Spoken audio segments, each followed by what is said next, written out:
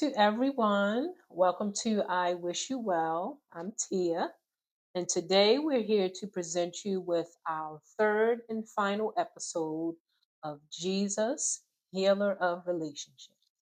Hi, everyone, and I am Dr. Sharp, but you can call me Barbara.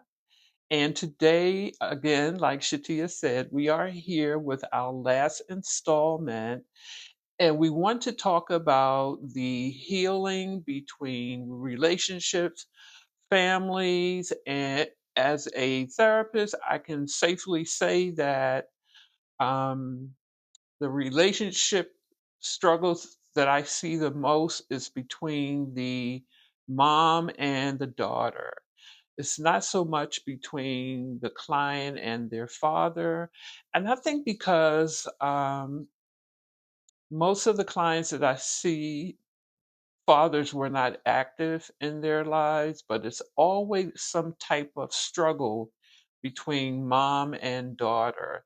And we know that the Father, Heavenly Father, wants us to enjoy relationships. He wants us to reconcile when there are difficulties. Now, I know that reconciliation isn't always possible.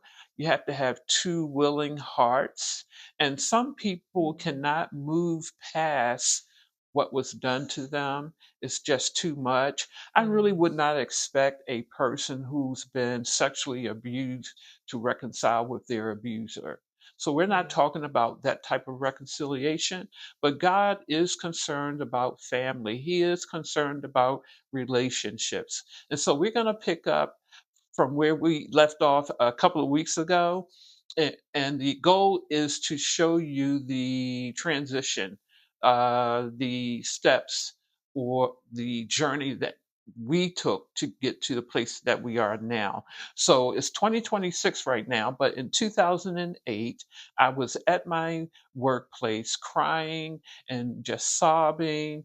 And my coworker heard me and she came over and she said, Barbara, what's going on? And I said, oh my God, life has been so unkind to me. And I just hate life. I hate myself. And she was like, whoa, wait a minute. Come on, let's get you some help. You know what, Barbara? I have a person that you can reach out to. He's the pastor, but he's also a counselor. And I thought, no, what? I'm not going to any. What do you mean, a therapist? I'm not going to a therapist. And she was like, yes, yes, a therapist. I said, no, Black people do not go to therapy. She said, that's not true. And I said, no, I'm not going to therapy. What do you think? I'm crazy? So she continued talking to me, and then I gave in and I took the phone number, I called the number, and I got a voicemail. And I thought, see, life never happens for me. It's Mhm. just so unfair. I went to my car. My goal was to go and get into my car and just drive and hopefully drive off a cliff somewhere and die. That was my mind at that time. Mhm. So while I was sitting in my car, the phone rang and it was the person I had reached out to. He invited me to come to his office to have a session right away. And so I did. I called my daughter, Brittany. She's not here with us today, but Brittany is my youngest. I called her and I said, hey, Brittany, I found this therapist. He wants all of us to come to the office to talk. And she said, you know what, mommy? I was thinking this morning, I'm just going to kill myself because I can't do this life anymore. And Mhm. and I was like, oh my God. So come and go with me. She said, I can't. I'm at work. So I went without her. I don't know if I reached out to Shatia. I think that I did at some point. But I went to see the therapist, the pastor, and we had a conversation. And then eventually, both of my daughters came with me to do a family session. Remember now, this is in 2008. So what happens? Yeah. So on a particular session that we had, yes, the three of us, we were asked to just share our feelings, our thoughts about our mom and just the way she engages with us. So yeah, that was an interesting day to say the least. Um I know for me personally, I shared with my mom just her lack of emotional nurturing and just that affection toward me. My sister perhaps communicated some of the same things. But when we communicated these things to her, given the state that her soul was in at that time, that was like some sort of onslaught, some sort of an assassination to her parenting and just her maybe as an individual because she got up out of there and she left. She was like, "Oh, what y'all talking about? What you mean? I cared for you. You had a roof over your head, didn't you? Didn't you have food to eat?" And she tell you asked me for all kinds of special tennis shoes and stuff, and did not get that. And yes, she provided the physical needs, but what Shatia needed, and what we all do, is that emotional care and love. And hey, how's school going? Hey, how's it going in school? How you doing today? Anything you want to talk about?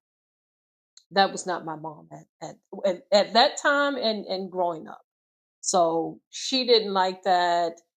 She left. I think she went home at that point, and for me, that was like just validation of my point.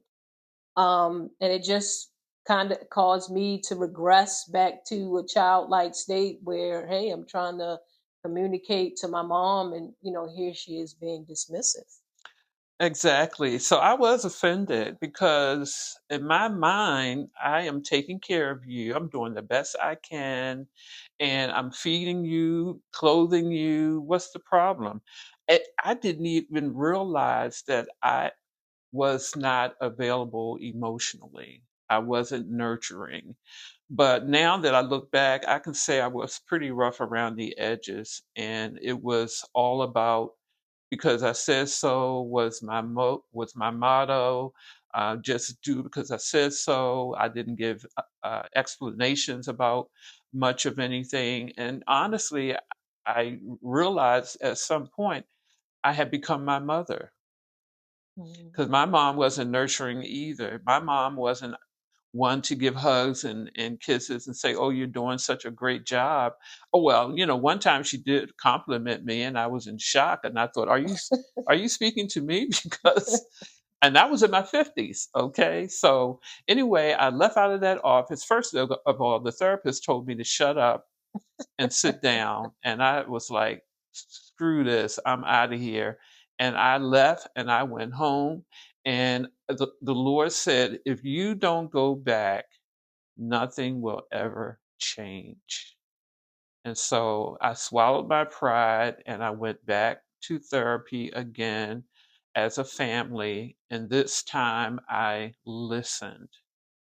I wasn't so much offended. I had to listen. And that's something somebody else told me years ago. Barbara, just listen to them. You don't even need to speak. You don't need to defend yourself. Just hear them. Don't dismiss their concerns. And so I did. I went back and it took a while. So that was in 2008. I'm going to fast forward now to 2018. I'm living in North Carolina. Chatia has come to visit me. I'm going to pick her up at the train station. And I was late, so when I got to the train station, I didn't see anybody. And I parked my car and I'm looking around. And then suddenly I see her walking towards the car and she's looking like she's really upset. And well, by the time she got to the car, she's crying. She's like, "Oh my gosh, you didn't pick me up on time." And then she says something that really caught my attention. Remember, this is now 2018, I'm 10 years. I'm sorry. Was that when you were moving back here to Maryland? I believe. No, I was still settled in. No, that's when I was coming down to help you move back because I took the train. That's Oh, the only okay, time. So that would have okay. been 2021, the beginning of 2020. Wow. Okay, so yeah, that was in 2021. So maybe 12 years have gone by since we had that session in 2008. But anyway, she came to the car. She gets inside the car. She's crying, and she said, "You weren't there for me. You didn't pick me up on time, just like you weren't there for me when I was a little girl." And I was like, wow, whoa, okay. Now, the old barber would have said, "Girl, shut the door, let's go." But the old barber was dying, so I couldn't do that anymore. And I heard her, and I let her cry, and I apologized, and I said, "Oh, I'm so sorry." Mm. And then I said, "Oh, she went all the way back to when she was a little girl. She remember, where were you when I was a little girl and you weren't there for me then, and Mm. you're not here for me now?" And I thought my heart was just breaking, but I didn't dismiss her. I did not dismiss her. I heard her, I acknowledged her. And then the next thing I know, we were both sitting in the car laughing. We were laughing. She started laughing, and then I started laughing.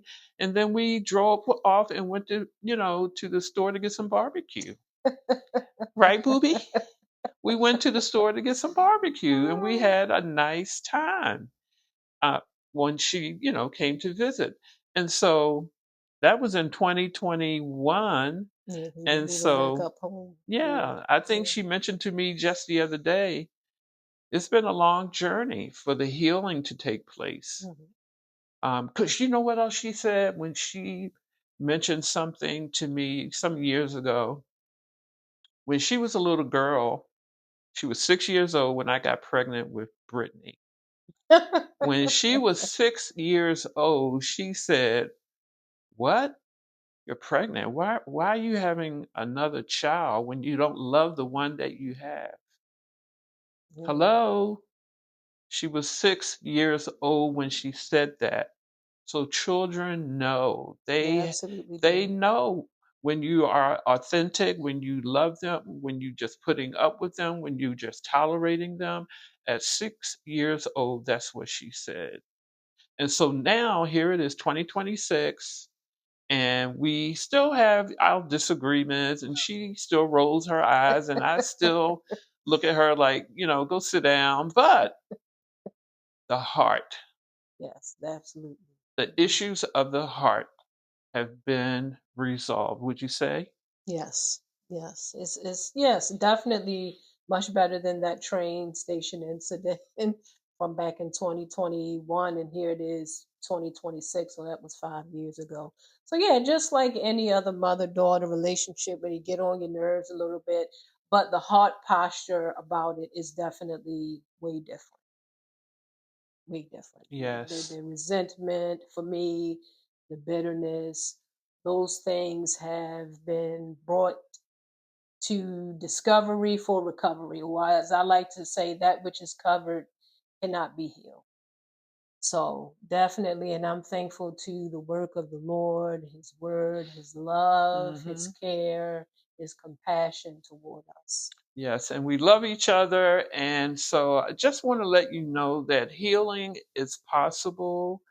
All things are possible to them that believe. And another thing is, I believe you have to have two willing Hmm. subjects, two willing people coming together to say, hey, let's air this out, let's talk about it, and to let go of that which caused harm and wounded you. And we can't constantly hit the reset button and replay the things that were done or what wasn't done. And we have to be willing to come together. I think the scripture says, if at all possible, Live at peace with live at all men. peace. And so that's what we have chosen to do. And God is the healer of broken, fragile relationships.